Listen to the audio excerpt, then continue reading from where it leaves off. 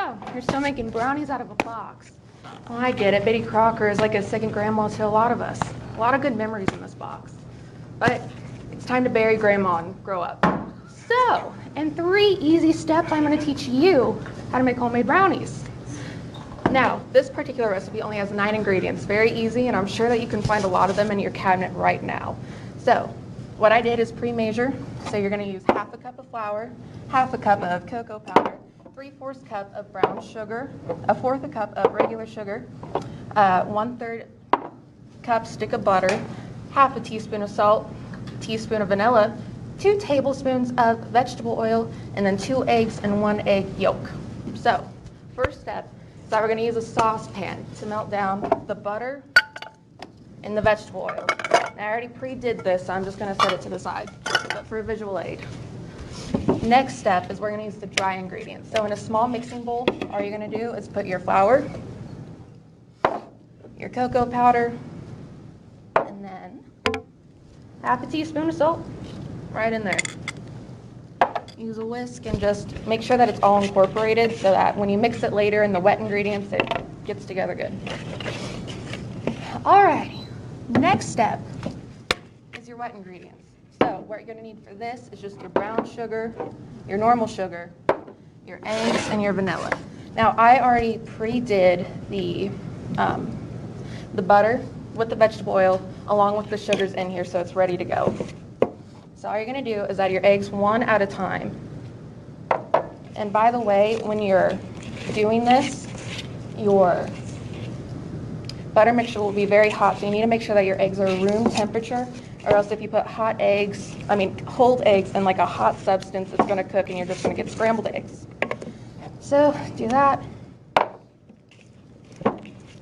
This whisk is not very good, can I just say. And then 1 egg yolk, just to add like a fatty substance.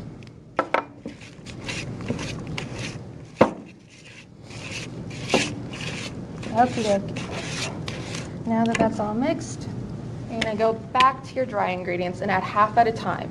You do this because you need to make sure that everything's incorporated instead of just getting like big chunks of like flour or cocoa powder or any other thing just randomly when you eat a cooked brownie. So do that. Make a mess.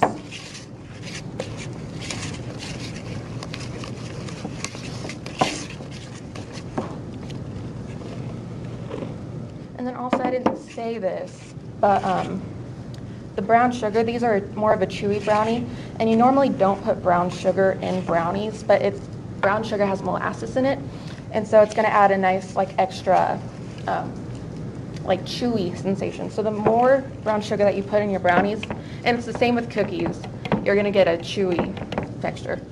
And this batter is very thick, so I like to move to a more sturdy spatula.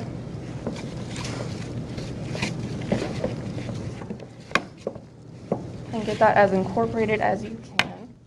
And then 8x8 baking sheet.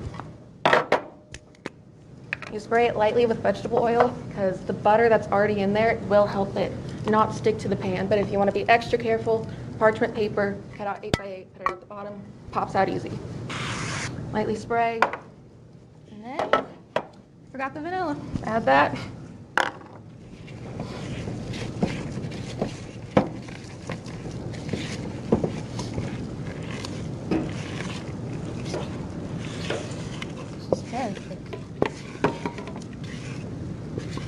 And then you're going to want to spread it out evenly in the pan. I would do it, but since it's so thick, it would take me a good 2 minutes to get it to the level that I would want. So instead, I'm just going to do one of those numbers, put that there. This is going to go in the oven at 350 for 30 to 35 minutes. So when you take it out or you think that it's ready, take a toothpick and just put it right in the middle, and if it comes out clean so there's no crumbs or anything on it, it's good to go. Then, if you want, I believe that they're better after they rest for a while instead of eating them just hot out of the oven. But, when they're done, they'll look like that. You can add powdered sugar, anything that you want. Brownies, just like cake, is kind of just a baseline. You can add whatever you want to it, make it your own. Do whatever you want. So, in 3 easy steps, I taught you how to measure, how to incorporate ingredients properly, and how to bake them. So these are your brownies. Have fun with them.